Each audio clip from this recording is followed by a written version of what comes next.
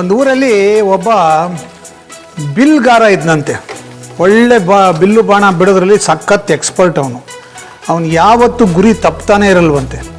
ತುಂಬ ದೂರದಿಂದ ಬಾಣ ಬಿಟ್ಟು ಸಣ್ಣ ಇದನ್ನು ಹೊಡಿತಿದ್ದಂತೆ, ಅಷ್ಟು ಚೆನ್ನಾಗಿ ಅವನ ಗುರಿ ಇತ್ತಂತೆ. ಅವನು ಒಂದಿನ ಒಂದು ಊರಿಗೆ ಬಂದು ನನ್ನನ್ನು ಸೋಲಿಸೋ ಅಂತ ಬಿಲ್ಲುಗಾರ ಈ ಊರಲ್ಲಿ ಯಾರು ಇದ್ದಾರಾ ಅಂತ ತುಂಬ ಜಂಬ ಕೊಚ್ಕೊಂಡಂತೆ. ಆಗ ಆ ಊರಲ್ಲಿ ಒಬ್ಬ ಸನ್ಯಾಸಿ ಇದ್ದಂತೆ. ಆ ಸನ್ಯಾಸಿಗೆ ತುಂಬ ಚೆನ್ನಾಗಿ ಬಿಲ್ವಿದ್ಯೆ ಗೊತ್ತಿತ್ತಂತೆ. ಅವನು ಹತ್ರ ಹೋದಂತೆ, ನಿನ್ನನ್ನು ಸೋಲ್ಸೋಕ್ಕೆ ನಾನು ತಯಾರಿದ್ದೀನಿ, ನನ್ನನ್ನು ಸೋಲ್ಸೋಕ್ಕೆ ನೀನು ತಯಾರಿದೆಯಾ ಅಂತ ಕೇಳಿದಂತೆ.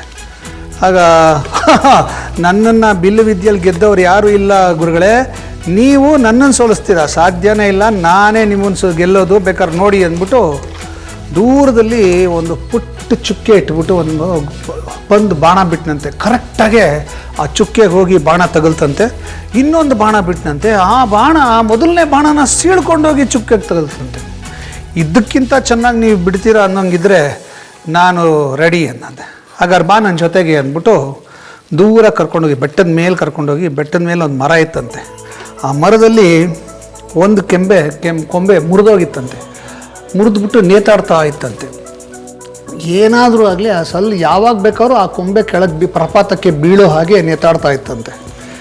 ಈ ಸನ್ಯಾಸಿ ಏನು ಮಾಡಿದಂತೆ, ಸೀದಾ ಮರ ಹತ್ತಿ ಆ ಮುರಿದೋಗಿರೋ ರೆಂಬೆ ಮೇಲೆ ನಿಂತ್ಕೊಂಡು ಬಿಲ್ಲು ತಗೊಂಡು ಬಾಣ ಹಾಕಿ ದೂರದಲ್ಲಿರೋ ಅದೇ ಥರ ಒಂದು ಚುಕ್ಕಿಗೆ ಬಾಣ ಬಿಟ್ಟಂತೆ. ಪಚಕ್ ಅಂತ ಹೋಗಿ ಚುಚ್ಕೊಳ್ತಂತೆ.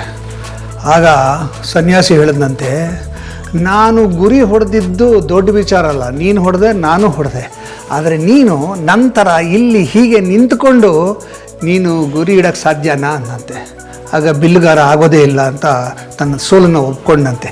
ಯಾಕೆ ಈ ಕತೆ ಹೇಳಿದೆ ಅಂದರೆ, ನೋಡಿ, ನಾವು ಯಾವುದರಲ್ಲೇ ಏನೇ ಪರಿಣಿತಿ ಪಡ್ಕೊಂಡಿದ್ರೂ ಮನಸ್ಸನ್ನು ನಮ್ಮ ಹಿಡಿತದಲ್ಲಿ ಇಟ್ಕೊಂಡಿಲ್ಲದೇ ಇದ್ದರೆ ನಾವೇನೇ ಕಲ್ತಿದ್ರೂ ವೇಸ್ಟು. ಮನಸ್ಸು ಯಾವಾಗಲೂ ನಮ್ಮ ಹಿಡಿತದಲ್ಲಿರಬೇಕು. ಯೋಚನೆ ಮಾಡಿ.